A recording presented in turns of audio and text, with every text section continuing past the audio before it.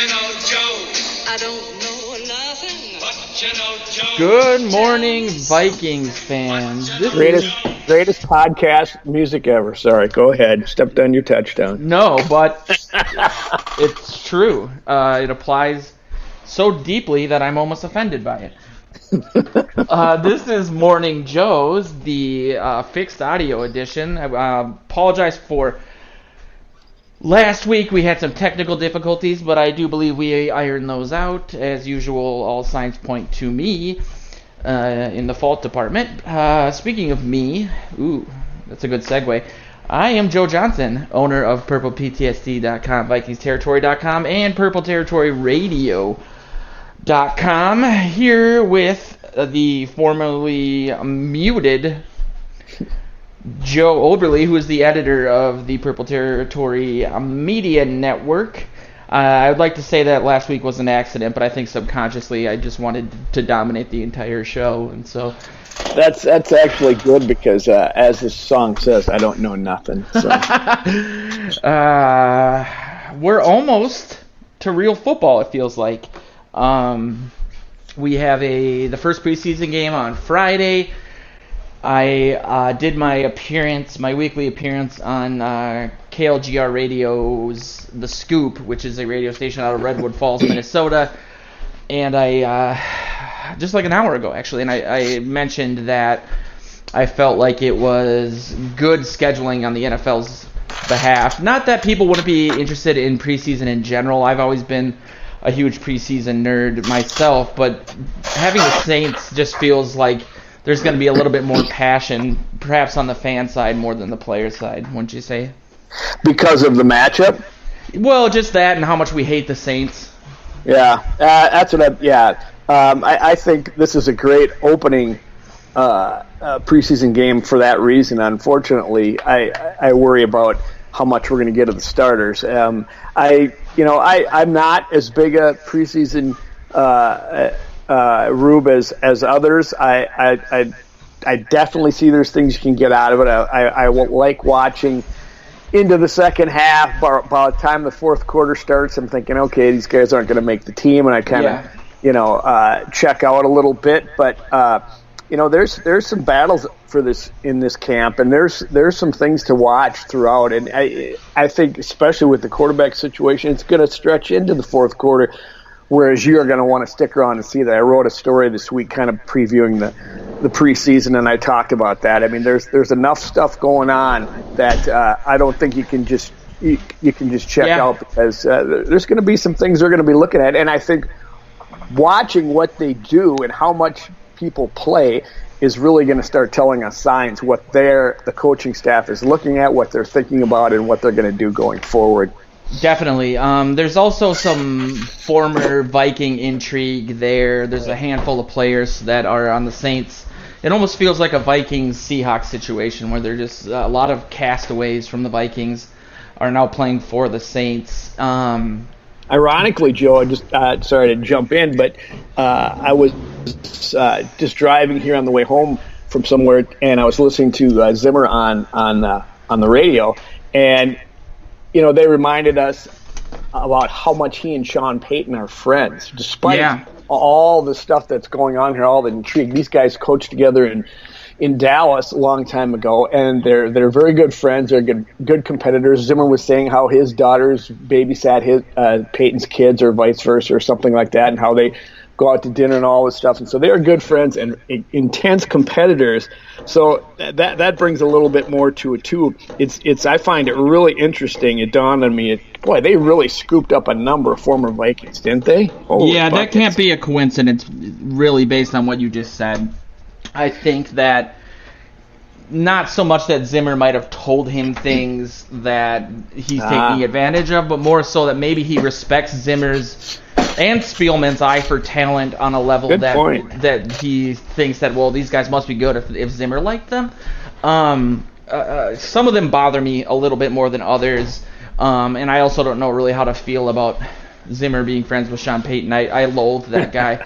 But they are kind of good polar opposites, or yin and yang, not so much in regards to cheating, but one's an offensive mastermind, the other one is a defensive one. So, yeah, again, I think it's a really awesome first matchup. I wonder how much, and we can start with this topic from the news file, how much Zimmer will keep the number one defense out there if he's unhappy with them and he wants them to, his comments basically were that the offense had this grit and intensity that the defense wasn't matching, that he feels like perhaps they're complacent because I think the quote was, we're a top 5 defense every year, so maybe they just feel like we've done this before, they're going through the motions, so on and so forth.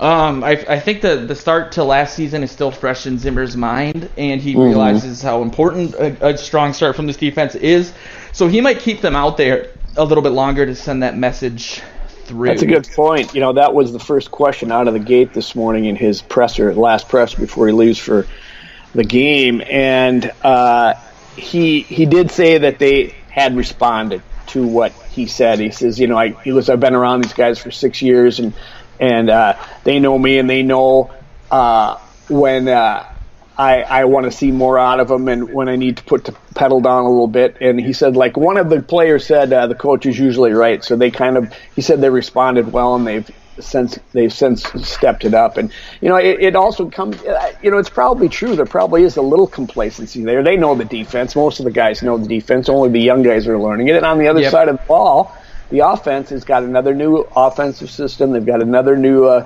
coordinator. They've got they've got a season in the rearview mirror where they didn't perform the way they needed to be. So they are probably a little bit more intense and a little bit, the defense is maybe perhaps just ramping up slowly and going to start peaking when the season starts. I guess I don't blame them for that, but Zimmer does. Totally, but it's a fine line too, because especially with the way that the rules are now, with the lack of two-a-days and the lack of physicality, it's kind of a fine line between intensity and perhaps accidentally hurting somebody. Like if the offense is different, I feel, just because there's, like on the defense, most of the positions are solidified.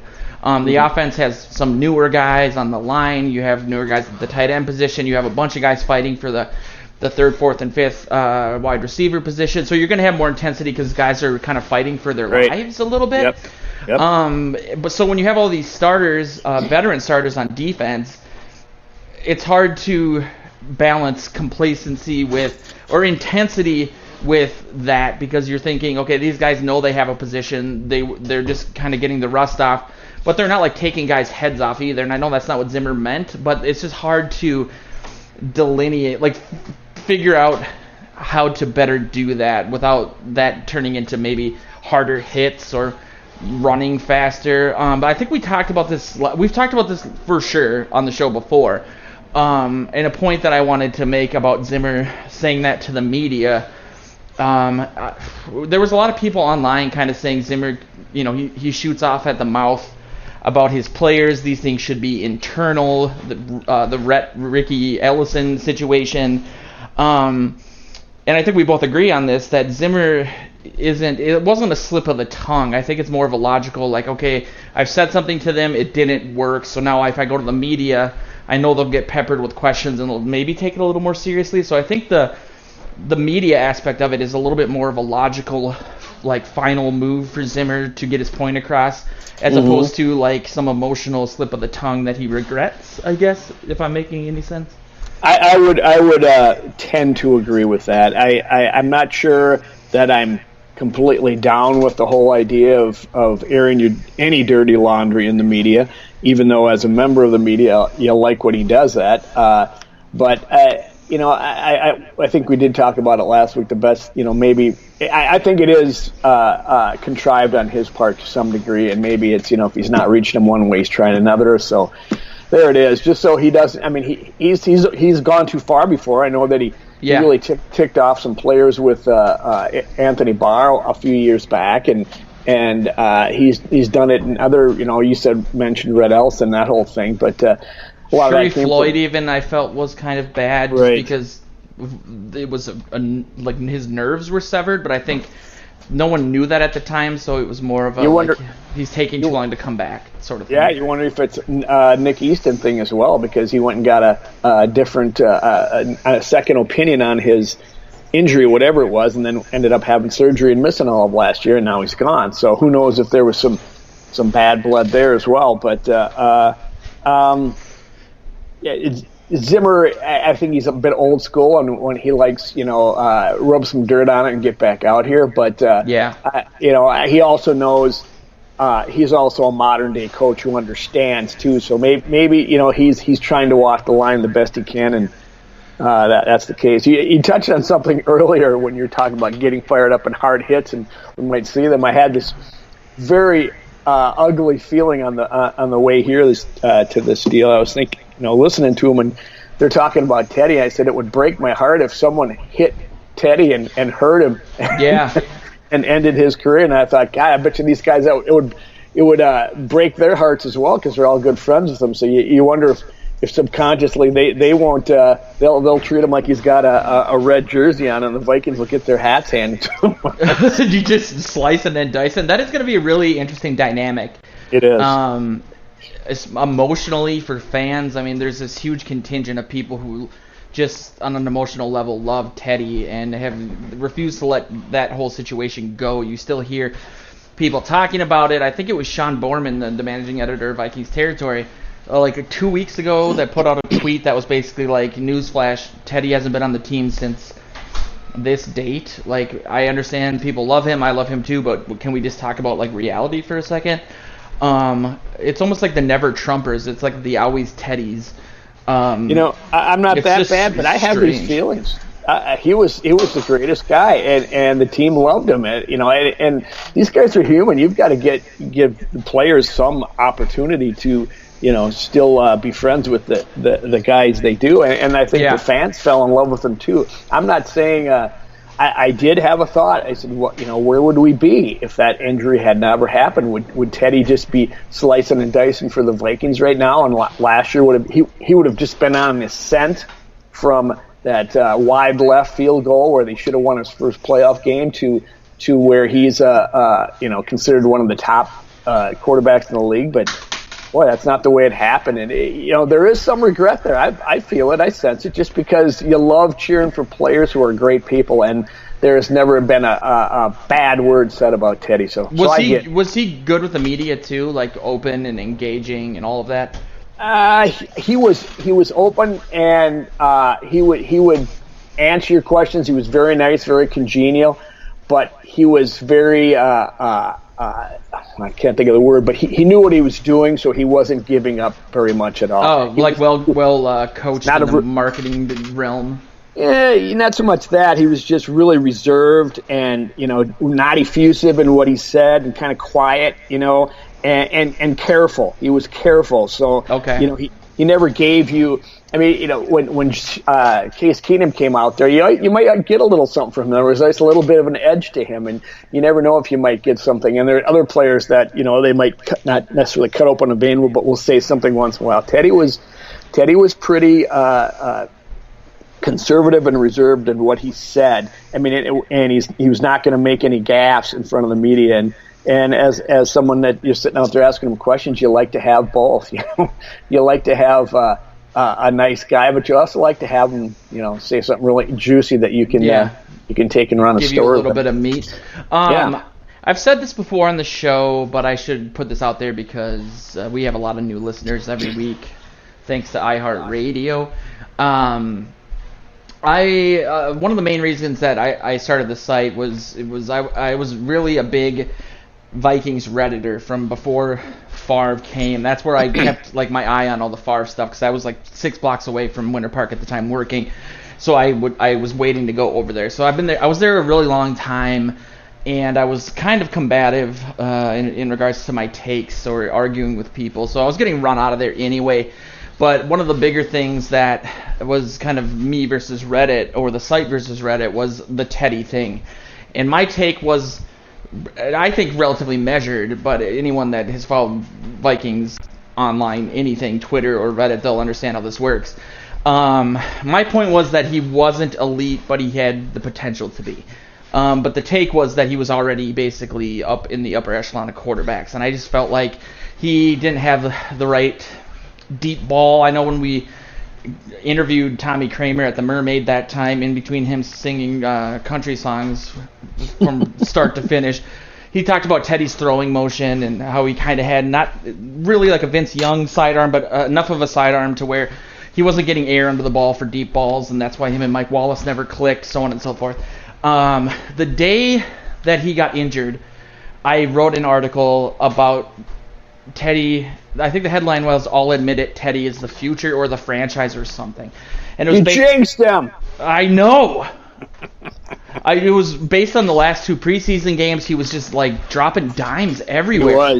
He was. And he just looked so ready for that season, and his deep ball was just immaculate. And I was like, I'm not going to even deny it. And then the injury happened. So I have a relatively complex history with Teddy, but I understand where that comes from too. Like my generation never having a franchise quarterback, and Dante Culpepper really being the closest we got, and then he similarly had that catastrophic knee injury, and that was the end of it. So I get it, but at the same time, I wonder, and I want your take on this. Obviously that injury was bad. Like he almost lost his leg in general.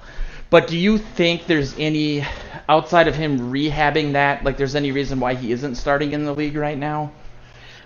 Well, is he going to be a backup forever now, or like? That's a great question. I've thought about it as well, because he's still around. Teams have still scooped him up. This is his second team, right, since he's left. Yeah, he was on the Jets for a while. Yeah, and he has worked his tail back. He's sitting behind a surefire Hall of Famer who has is going to have all the passing records in the league when he finally does retire.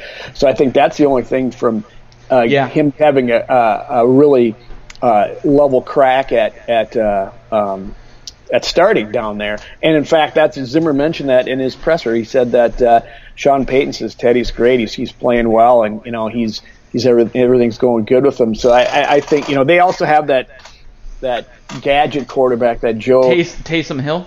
Yeah, behind him. So I think when Drew Brees does retire, that they'll keep Teddy around to have a battle and see if they can do it, if they can make it work between or have a battle between those guys and see who's going to end up being it. But I'm going to have to reserve judgment until I see him get a good chunk of playing time on Friday and really make that determination. The word I've heard coming out of Saints camp is that he has been dropping dimes again. He's looked really good. Yeah. Oh, no. It sounded so familiar, so it was really funny for you to just say what you did about him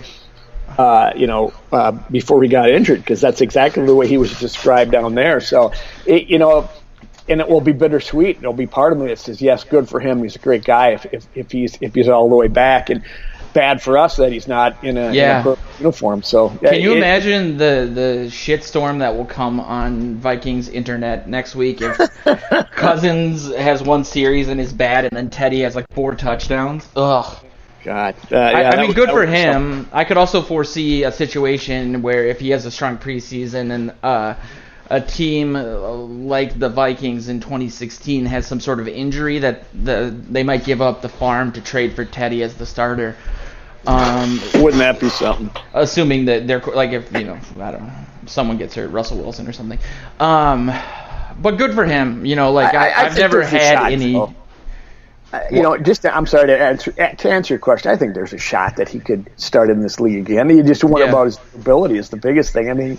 I suspect they wouldn't have him out there if mechanically he's not right. He might not. Yeah. He's not what he's ever going to be what he was, but I'm physically. But I think the biggest issue would be you're putting your hopes and dreams in a guy who's got a glass knee or something, a glass leg. And you got to wonder too how that injury happened. Like if there was some underlying birth defect, or he just was, you know what I mean? It was so strange. Like Culpepper, you could see it. Chris Gamble hit him from the side, and it made sense. But for a guy that was just jogging or running in a non-contact injury to cut and then almost lose his leg to amputation, seems like there had to be some underlying issue there.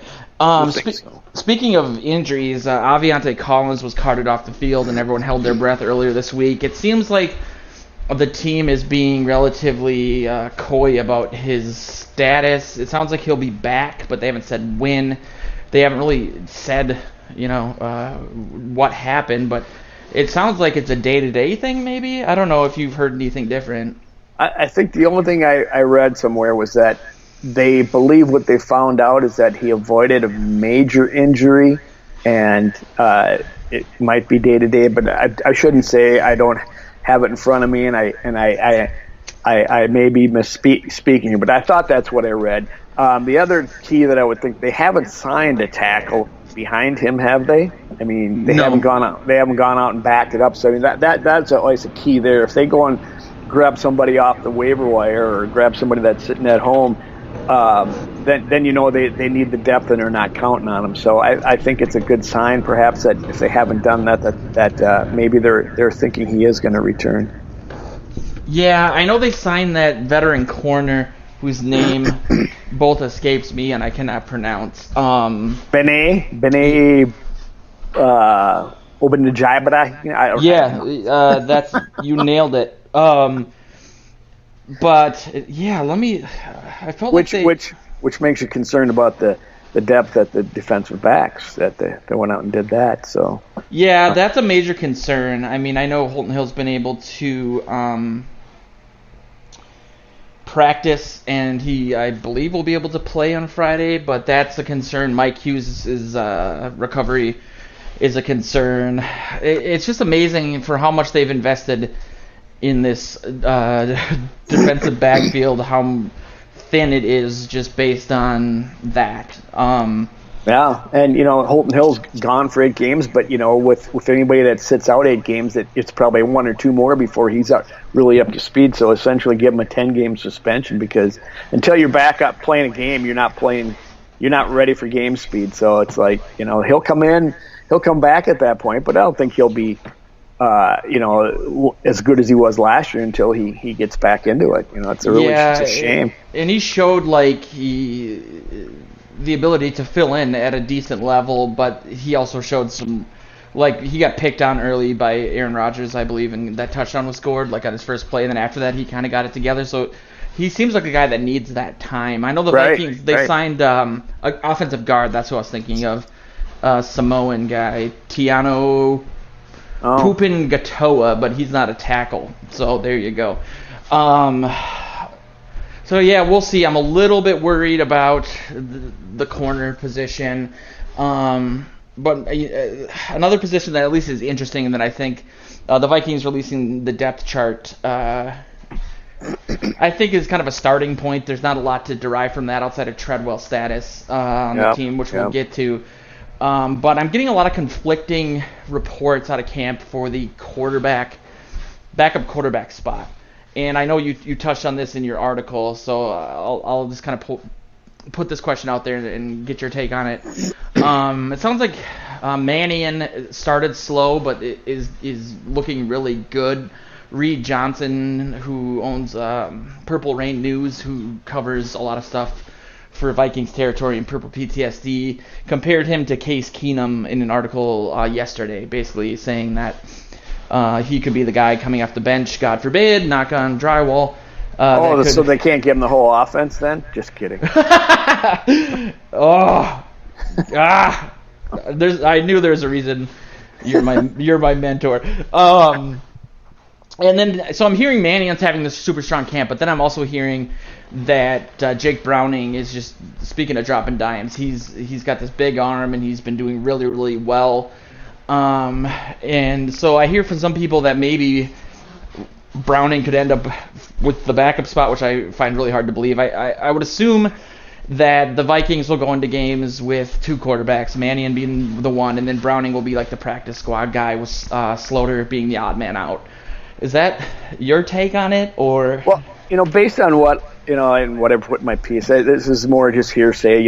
I hear all these people talking about Browning, and I see clips. I mean, guys from our sites have been out there at practice filming him, and they've been watching him after practice, throwing long, deep balls to one of the people there. And It sounds like there is a lot of steam over Browning, and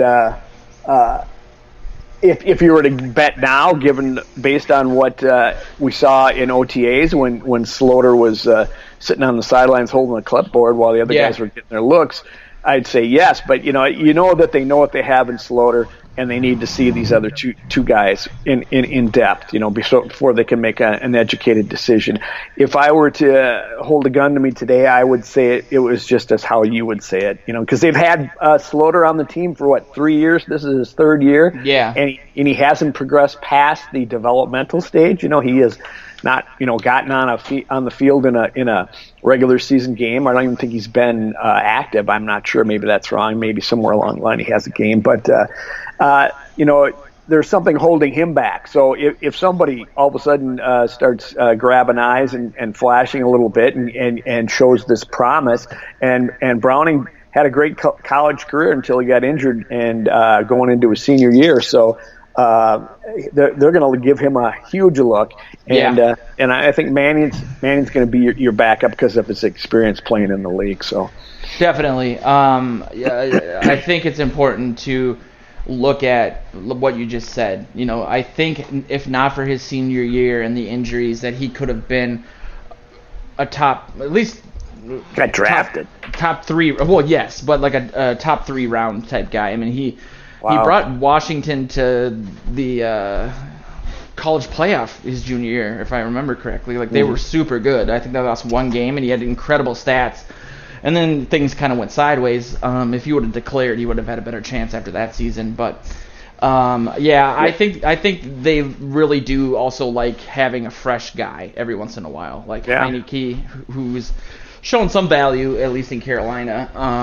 There's a lot to look at there, Joe, because it's a guy that, like you just described, how great he played for 3 years, got injured, and that doesn't mean his abilities go away. I mean, that's somebody that you would want to develop in some form or fashion, and that maybe that other people missed on. It's like, okay, we got this opportunity, and the Vikings are always looking for a new quarterback. You got to be. If you're a professional football team in this league, you better be, drafting a quarterback somewhere along the line and trying to bring him along. And if they know what they have in Slaughter, they could more easily expose him to the rest of the league than maybe Browner, who might be just a diamond in the rough here. That was a diamond, got roughed up, and now they got to shine him back up again. I mean, the more I read about him, the more I was amazed that he wasn't drafted in a league that needs quarterbacks, and B, that I guess there is no B. B, that he had a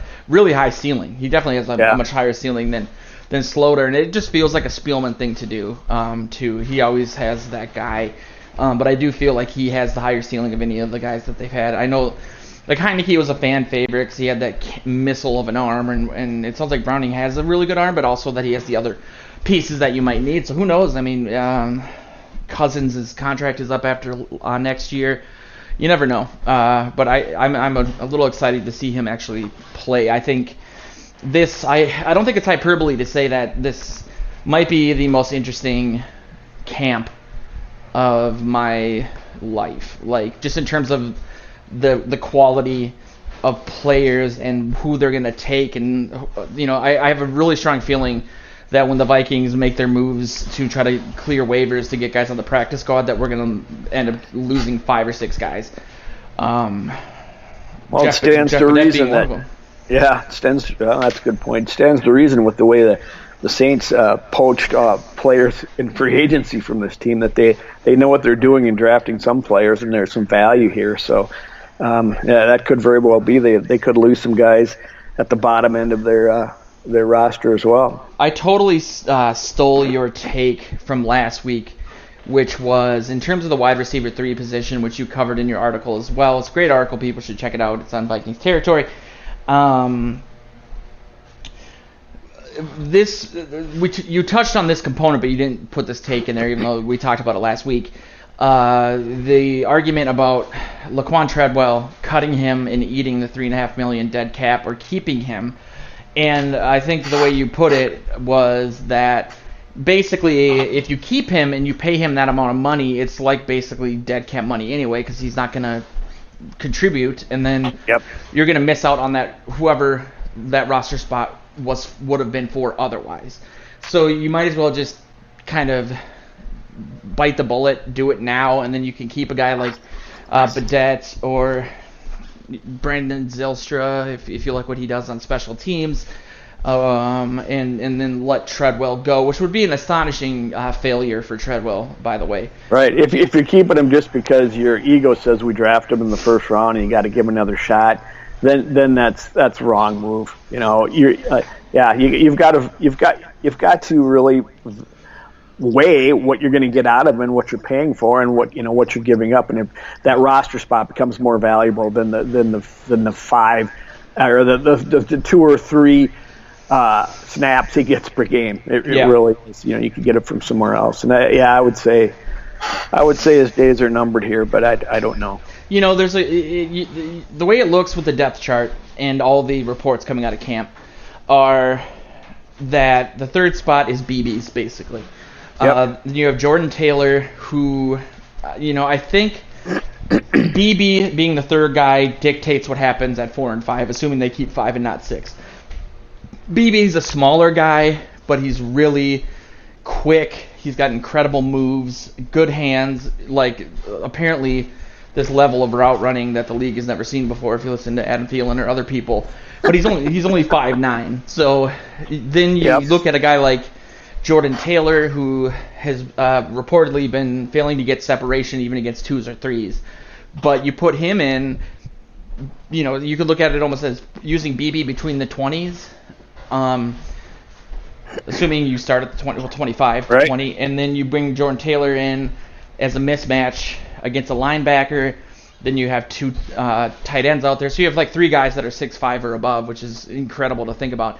And then the last spot, you could have a speedster like Jeff Badette, who I want. You think they'd want to keep because last year the Jets tried to poach him off the practice squad, and the Vikings paid him $75,000 to stay. So you have that dynamic. So it kind of goes towards what people were arguing before camp, which was the Vikings have 3 kinds of receivers. Which will they take?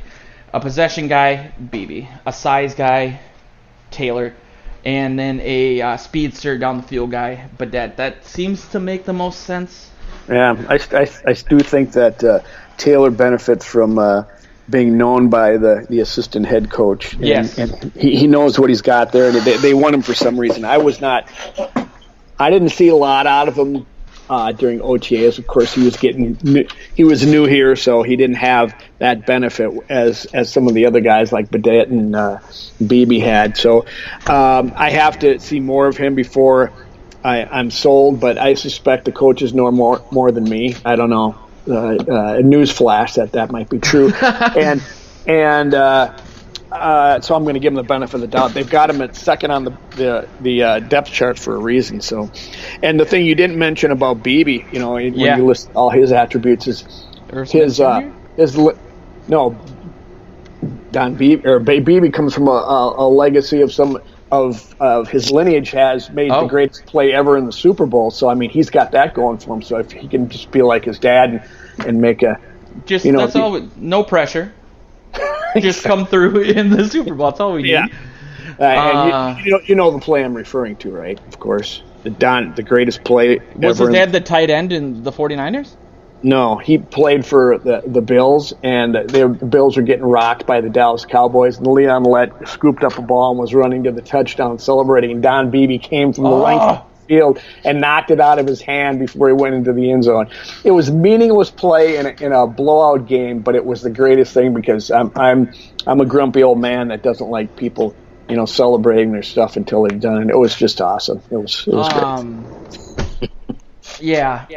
Anyway, I think too that he may have solidified the punt return position as well, which helps. Yep, which totally makes it so much easier to become, to make the roster as the wide receiver 3. I mean, if you can contribute in 2 spots, they're going to love you. Definitely, and then you have your article touched on his and I'll let you explain this since I seem to be explaining your takes for you. That's okay. I appreciate it. Thanks. Well, you're muted half the time, so I have to pick up the slack. The way that they may implement him, the argument of the wide receiver 3 position versus having the Kubiak running 2 tight ends, maybe compensating for those amount of catches, and how they might implement BB alongside like Irv Smith Jr., for example. Yeah, I was talking to our buddy Mark Craig, who writes for the Star Tribune. He's been on our show before, and I asked him, wide receiver 3, what do you think? And he says, Irv Smith Jr.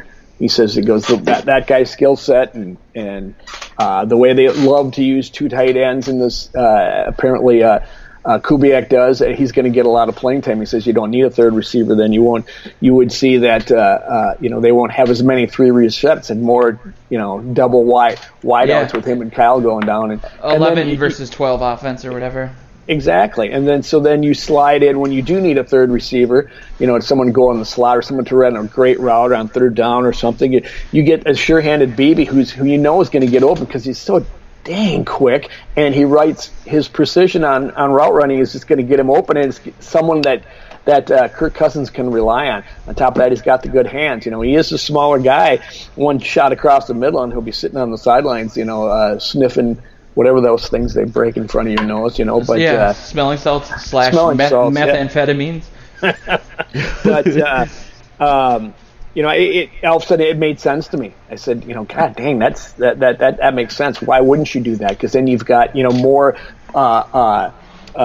player versatility, which I think is huge on trying to get everything covered in a 53-man roster. So I thought that was a pretty interesting take by definitely, and it seems like that's been Kubiak's thing too. Is players that versatility is really key in regards to the offense in general, but making the roster. And then you look back at the success that Eldrick Robinson had, just in terms of he wasn't the fastest guy. He was probably the exact same size as BB, but he'd get open because he was single covered against either a linebacker or a nickel guy. And I literally, I'm not even kidding, I'm such a nerd, I just got so excited I'm about to pass out based on what you just said. Because you really think it's like a pick your poison situation. You have the 2 wide receivers who are amazing. They're up there with Moss and Carter, which is saying something. They're not as good, obviously, but wow. We're really lucky in that regard as fans, actually. Yeah. And then you have, there was that clip of Cousins, Sean Borman posted, I believe, on his Twitter, which is at Sean Borman, Boarman, of Cousins after practice, basically just him and Irv Smith Jr. It was like a less angry version of him on the sidelines with Thielen last year, like he was using his hands to explain things that perhaps other teams might. I shouldn't say that. But you could tell the importance of Irv Smith Jr. just based on that interaction, because Cousins was just them two. Indoors, away from the fans, just working on stuff. It's got to be why they drafted him and went as high as they did with him. I mean, they always need tight ends. Kubiak's got the reputation of using them, but it gives you such scheme, in addition to position flexibility, scheme flexibility. The looks you can give the defense, at the line of scrimmage with these guys out there is probably all kinds of mix and match and doing everything. I don't dive deep enough to analyze that, but I do expect to see that he is going to get a lot of action as soon as they get him into the offense and picking it all up, and they're going to give him as much as he can. So he'll be fun to watch on Friday night, just to see where he lines up, just to see how they use him. So, and it'll be I've touched on this a lot, that if the Vikings do make a deep run in the playoffs, I think the main difference between this year and last year, and what people will point to, will be Kubiak. I look a lot at the difference between the 2014 and 2015 Ravens and the success he had with the offense. This is just, I could just play a tape of me saying this, but bringing that offense from the 30th ranked to the 12th, and the running game from the 31st to the 8th with the exact same personnel. If you apply that concept to this team with the talent they have and some additional pieces, it's really exciting to think about.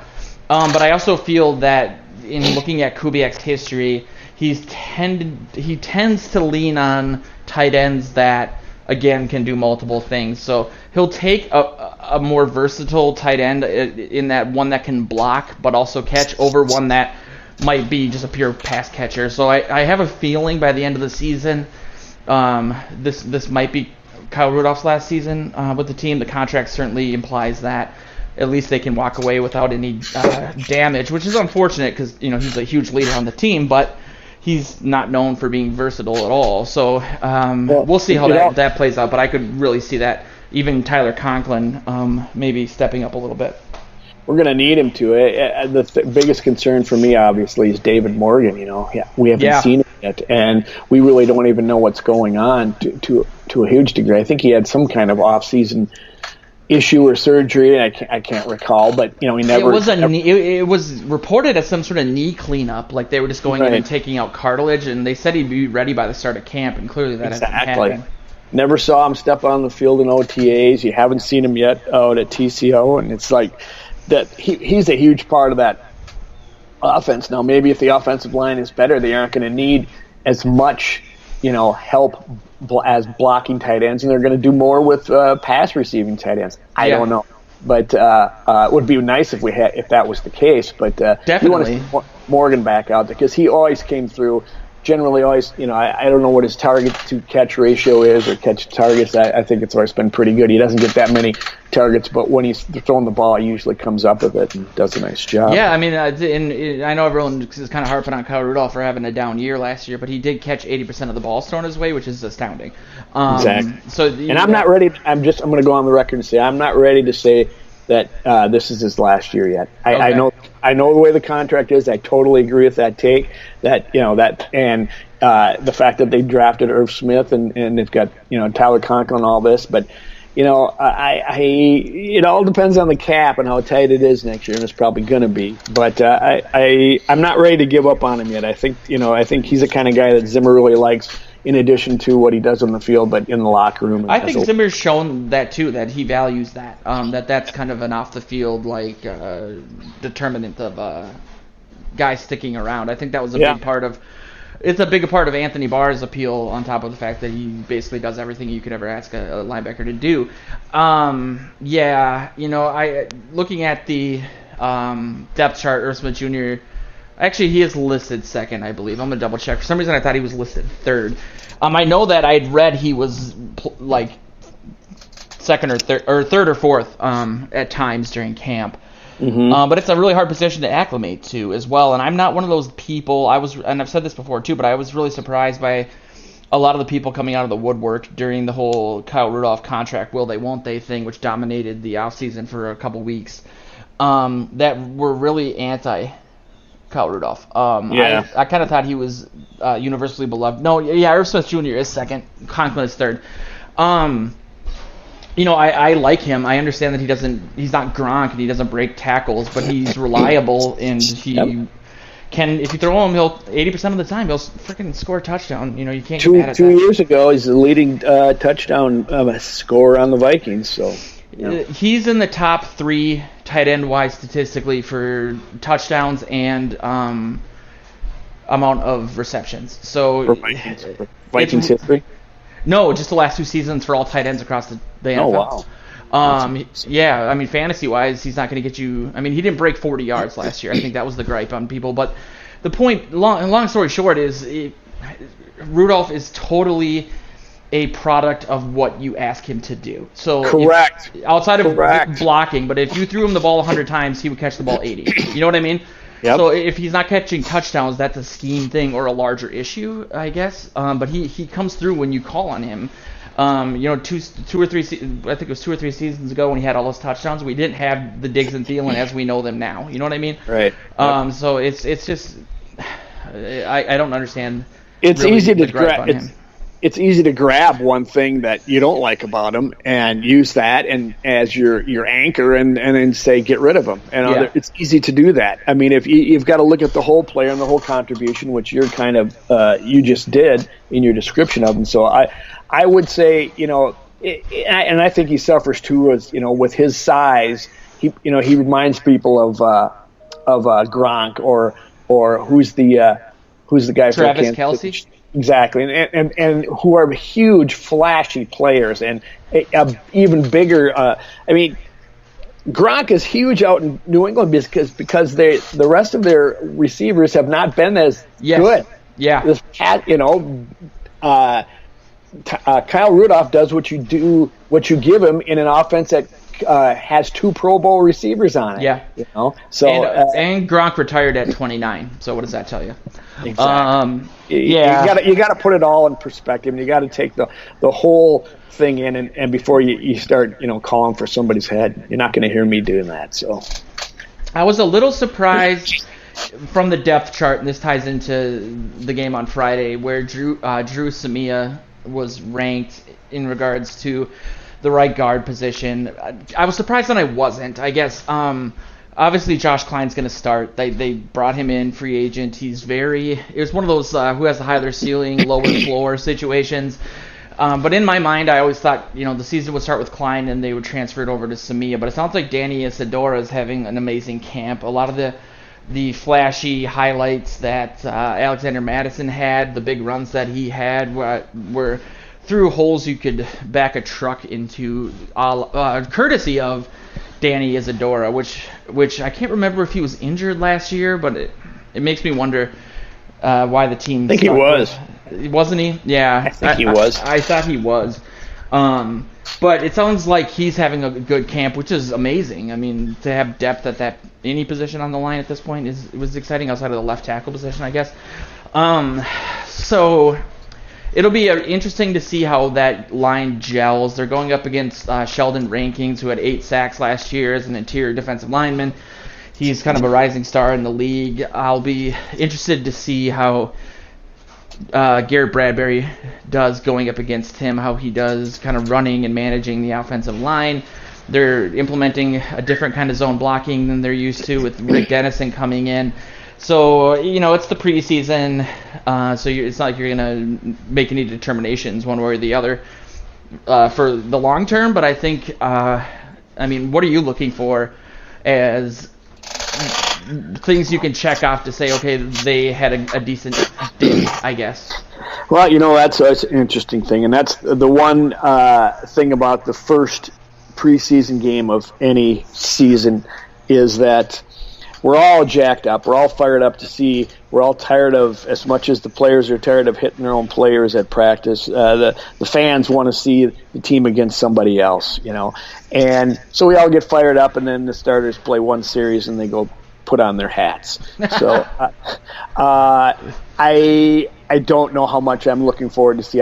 His first game, I will probably, be excited to see the team out there for the first. Maybe they'll get 2 series, who knows? But it's more the second game and the third game that you really look for them from that tune-up point aspect. But so I'll take what I can get. But I'm actually looking more towards the second string to see how some of those guys do, like not necessarily on the line, but certainly the quarterback, and I want to see Madison.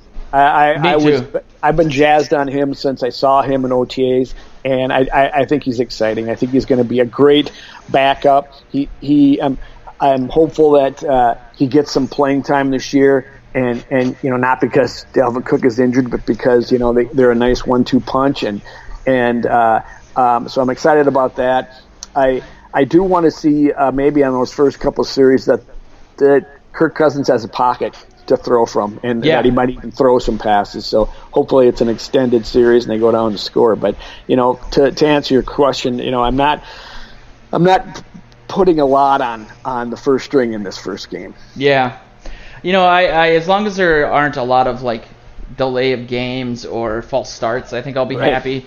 But isn't it just the worst when you're so excited for the first game of the preseason, and then they go out and get like a 3-and-out, and then it's over? I remember it's terrible. When the Vikings got Favre, I was at the first preseason game he played, which I think was week 3, and he was out there for one series against the Chiefs, and he just got rocked on the first play, and then it was over.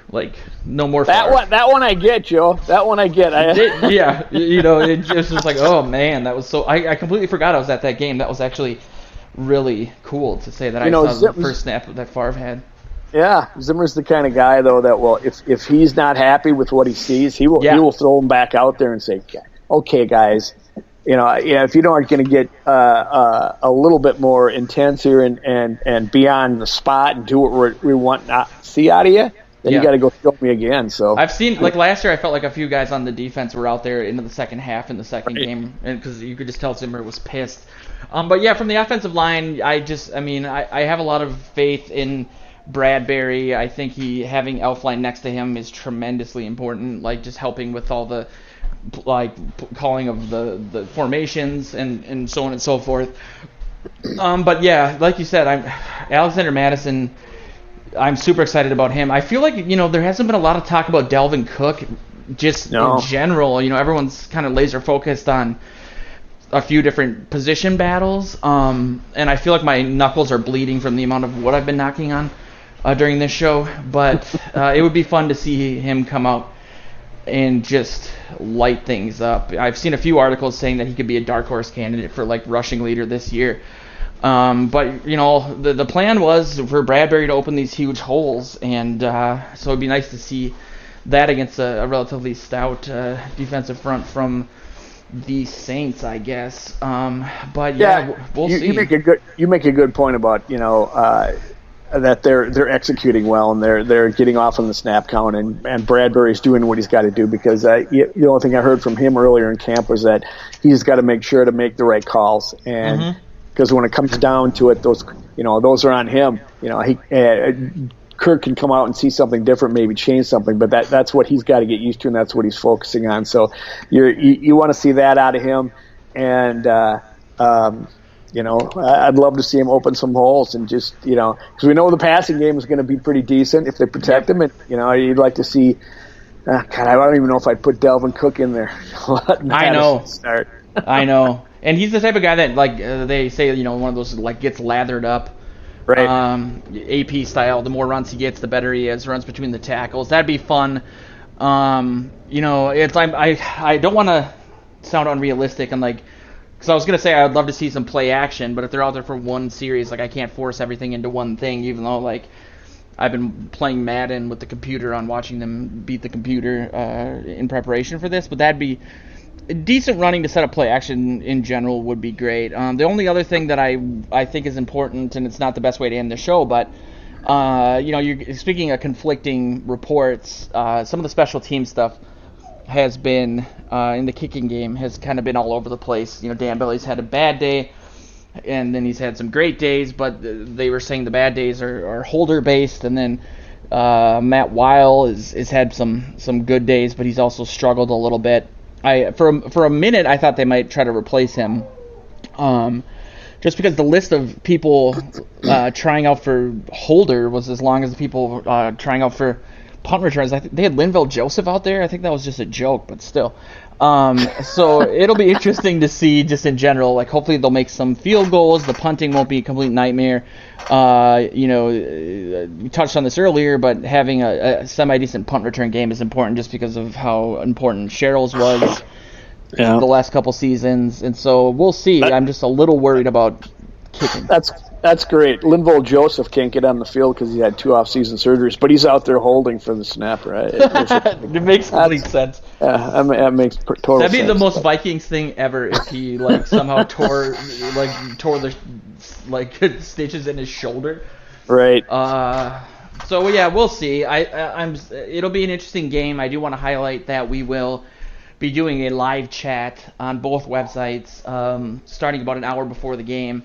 So that's super easy. You don't need an account to participate, but creating an account takes 2 seconds because you can use your Facebook or Twitter to do that. So hopefully people will show up and chat with us. Most of the team will be there. I will be there. Hopefully I'm trying to get work off, and I'm pretty sure I will. Either way, I'll be there. But it should be a good time. We're going to be doing a lot of post-game stuff, actually multiple articles a day at this point. But also after the game, we're going to be doing a roundtable reaction to it. So that should be fun because a lot of our guys have been writing pieces, camp battle stuff, and bubble player analysis, and who will make the team and who won't. So you'll get some deep dive stuff you wouldn't otherwise get, I guess is my point. So definitely keep an eye on the sites for that. We'll be doing some podcasting stuff afterwards. So go to the sites or go to purpleterritoryradio.com. That's where we host all of our podcasts and then the podcast of a lot of our partners like Skull Hole. We have Grapes and Gorak is a new one. We also have some Twins coverage from Gleeman and the Geek, Locked On Vikings, so on and so forth. So if you're a Minnesota sports fan and you're looking for some new podcasts, go check out that site. They're all free. They're all easily listened to or downloaded. So it's pretty cool. But in the meantime, we'll be around. Check out the sites, and we'll get back to you guys next week. If you're looking, if you happen to be in the New Orleans area and you still are looking for tickets to the game, we're running a promotion with TicketClub.com. You get a free premium year membership, and the tickets have no fees, so you don't have to worry about that. And we're also running a partnership with Total Sports Entertainment. If you're looking for some really cool Vikings or Twins memorabilia, it's awesome. It's actually really cool. So check those things out. Otherwise, we will be back next week. This has been the Morning Joe's podcast, and Skull.